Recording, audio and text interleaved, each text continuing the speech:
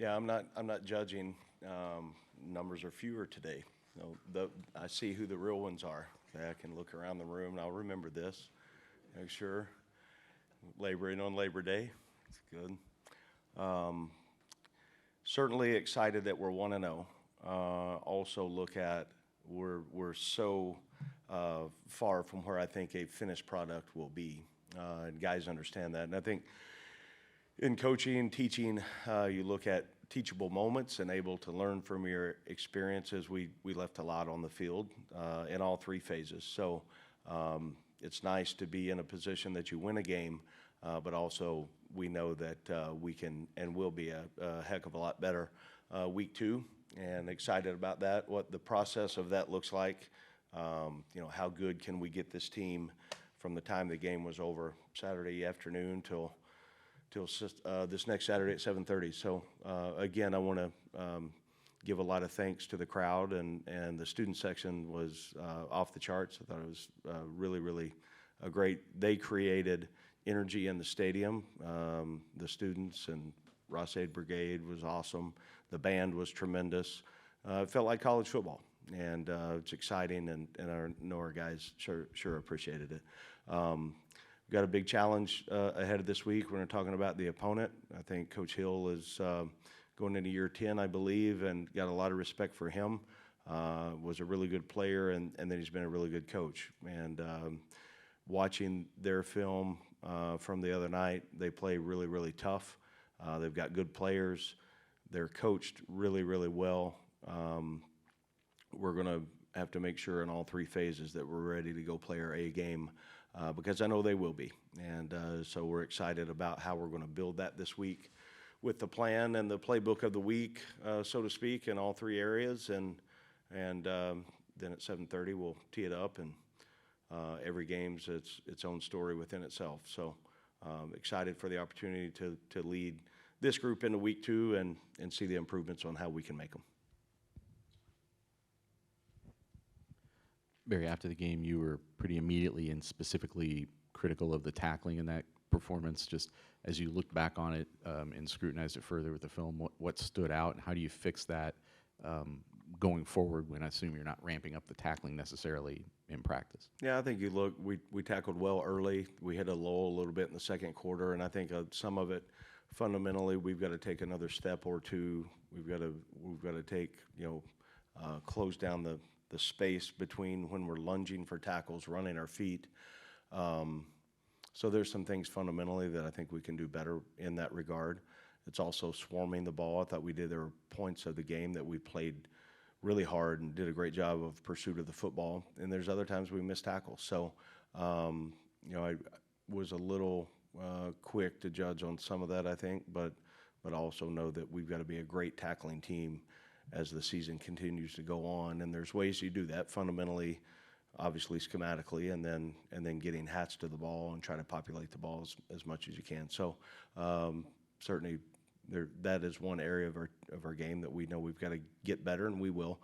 And our guys did some tackling today in practice, individual drills. So that was good to see, and I think we've got an opportunity to be a really solid tackling football team. What was your assessment of the offensive line play and specifically what that meant for the rushing game? Yeah, I thought good at times, not near consistent enough on what we need to be. And some of that was what we were trying to establish in the throw game, and then other times, what they were giving us.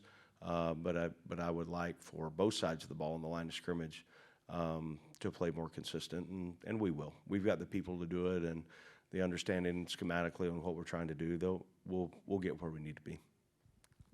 Going off of that, Josh said that a couple weeks into camp, Braden Joyner wasn't a guy being considered for that center role. Ultimately ends up the guy that gives you the best five out there, being the starting center in game one. What has he done to elevate himself? And, it was almost noticeable when he came out of the game there at the end of the first half. Yeah, I think rep count, during fall camp, he missed a little bit of time. So just getting him back into the flow of that position's really hard on the way we're doing things.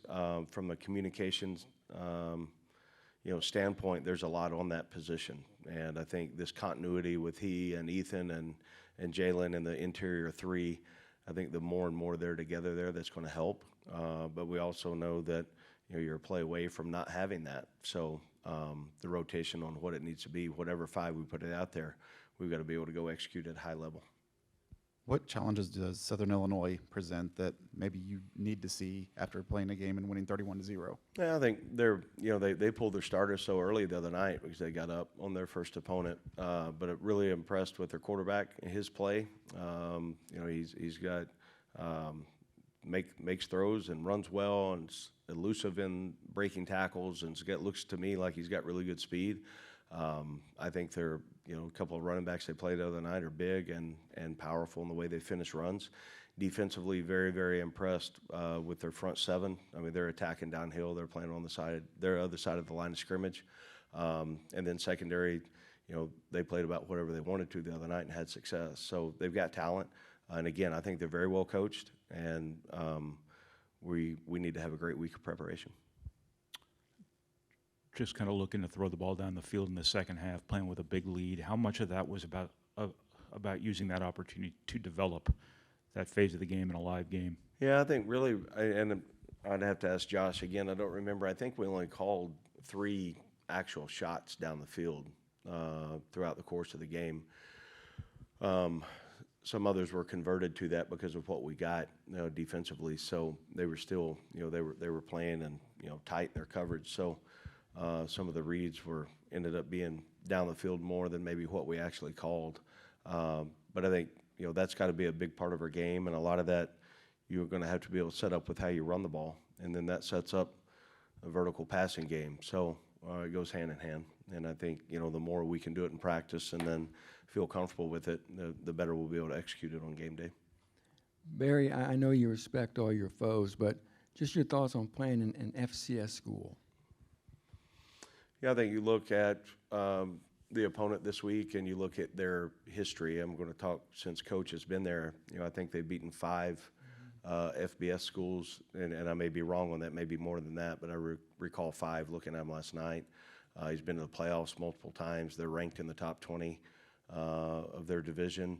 I've got a lot of respect for him, and I've been in some games, no matter what division or conference or location there are, and you end up understanding that they're a really good team, and I think that's what we're facing right now. So our schedule is set as it is. I've said this a couple times throughout the course of me being here. I've got to make sure that I get our team, no matter the opponent. It's got to be nameless, faceless, and let's go play our best ball. And so for us, the opportunity, we understand the opponent. We got great respect for them. How good can we get through the process of preparation to be better week 2 than we were week 1? You said, I think, after the game you wanted more sideline juice. What are you going to do to accentuate that?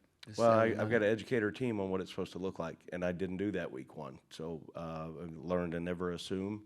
And I thought, there were times we started the game, it was on fire and the way it's supposed to be. And they've got to carry that throughout 4 quarters. That's their job. So I'll do a better job educating them this week, and I would anticipate that we have a better look there on the sideline for 60 minutes.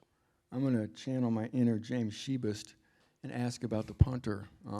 He looked like he may have been one of the stars of the game. James McAllister. If you're actually channeling your James Shebust, you missed a couple of words in there on your descriptive, I think, adjectives. Well, this is an adjective or an adverb. You used a lot of different ways. It did a great job. I think we had 49.2 yards in his punts. We had 3 downed inside the 12-yard line. Obviously, a big part of the game. You look at average starting field position for us. That's one of our big measurables. And we had almost 10 yards difference in where we started compared to where they started. And that's all 3 sides playing complementary football. But certainly he did a great job on placing the ball where we needed it to play. Hang time and then field location was exceptional. How do you celebrate win number 1 Saturday? Well, we had a lot of people in town, which was great. A lot of people that I'd been different places with over the years or lived, and friends and some family. It was pretty low-key and pretty boring, so got on the next opponent pretty quick. They played it, I think, kicked off at 7:30, so got a chance to watch them there. And then, hung out with friends and family, and I fell asleep pretty early. Can you give us any update on Jewel Hall? It didn't sound good Saturday, or Denila Morissette. Yeah, Or, you know, again, Jalil will be out for significant time. I can't put a timetable on it yet. Morissette's getting really close to making the next step in his rehab process. Did not practice today. We'll see where he's at tomorrow. Did you ask? Well, I noticed Winston Berglund got hurt real early too on a kickoff, I think. Yeah, he did not practice today, and at 3 o'clock we've got a staff meeting, and I'll get an injury report on where we are going into tomorrow's practice. Josh talked about Michael Jackson's consistency. I was just wondering what you saw from him on Saturday, and what that veteran leadership can do for Ryan Brown in the passing game. Yeah, it's, anytime as a quarterback you can have somebody, groups of guys, or maybe one or two as you start here, that you can count on and understand, dependable. That's a great feeling. I think Mike has provided some of that because he does it every single day in practice. He's consistent and he works extremely hard. We're counting on him in the return game.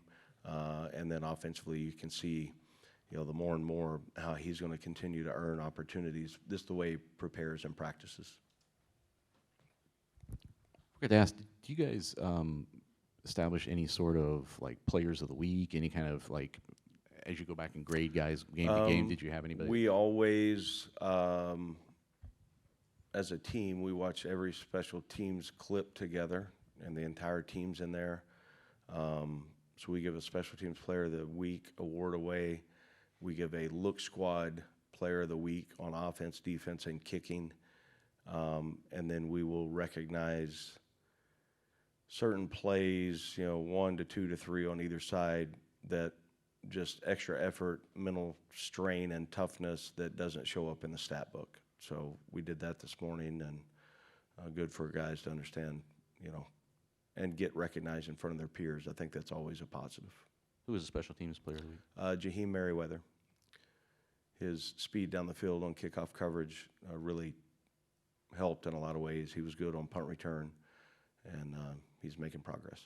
Do you feel like those sorts of things are important from a coaching perspective, just to make sure you're getting that recognition down the roster? Because that you can go pretty deep. Well, on when the you roster when you put it on display for everybody to see, and the standard is and the expectations are how we're going to go play, and then you put it in front of the entire team, it's pretty recognizable. The guys that are playing the right way and doing great things, and we're going to celebrate that.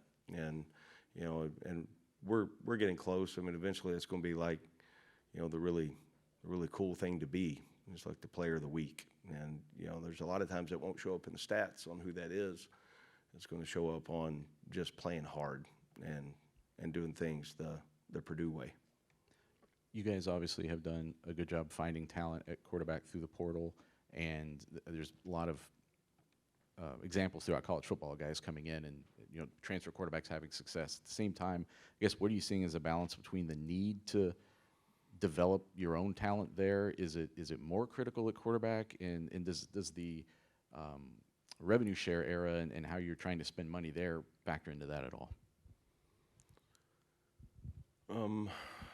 Trying to think back to your initial first part of the question. We'll recruit at all positions as aggressive as we can to build a high school recruiting team. I believe in that, the foundation of what that looks like. If you recruit the right in that area, then development-wise, they may not play or start their first year, but year 2 and year 3, then you become starters, and you've got length of time with them in the program. And Purdue's got so many selling points that make it very, very attractive for high school student athletes and prospects. So we're always going to recruit a high school quarterback, would be my guess.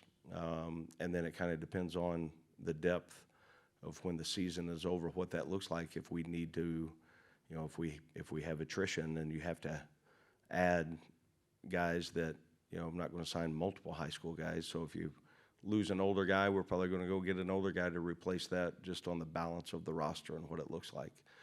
And rev share, I mean, everybody's going to have their opinions on what that is and what it should be by position. Purdue's not going to take a backseat to anybody on how we're going to be aggressive with that, and that's been proven to me. That is not our deciding factor. If a guy's just coming for a check, and believe me, I am a firm believer in rev share. Okay, if that is the only factor, this is not the place for you. And we may be the highest, the highest check for the guy, but that better not be the top of the priority on what I'm going to get, because you look at the value of the education at Purdue University, you look at the ability to be developed here by, I believe, not talking about myself, talking about our assistant coaches, the ability to be developed by a great group of coaches. You look at what we pour into our student athletes in academic resources and center. You look at strength and conditioning. You look at nutrition. You look at all the different, if you really like football and you like the process of becoming a great player, you won't find a better place to go than here. And then we're going to win at a really, really high level. So there's so many different factors that go into it. Yes, for the quarterback. Yes, for every other position. I really like our formula as we've started here. We're going to continue to be very aggressive as a high school recruiting program, and where we need it by positions in transfers. I just ask because it would seem like that would be the position that is a very expensive one if you want to try to go outspend somebody as opposed to.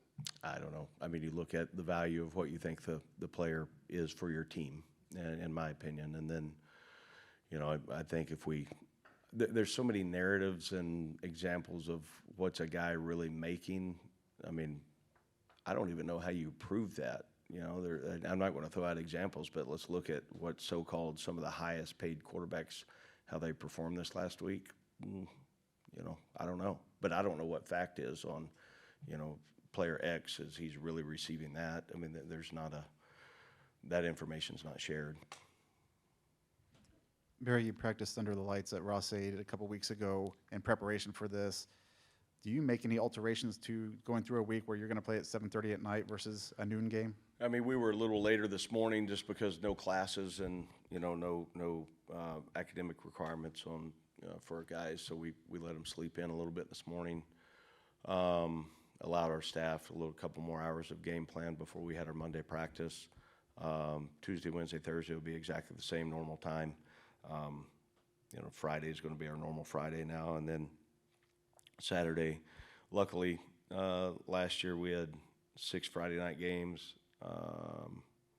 so we were in the hotel all day, and I feel like we've got a pretty good formula on what needs to happen there on the flow of downtime, activated time for our team, and I think, I believe in it, and I've seen it works, and I know our guys are excited about what our Saturday will look like, and eventually you get to the point in the process, it doesn't matter home or away, night game, early game, playing in Hawaii or playing in West Lafayette, it's all the same, So I know it's a boring answer. We're looking for more, but I believe in the process, and if we can stay true to that and be very consistent, then our players, they understand exactly what the expectations are. All right, thank you, Coach. Thanks, guys. Have a great week.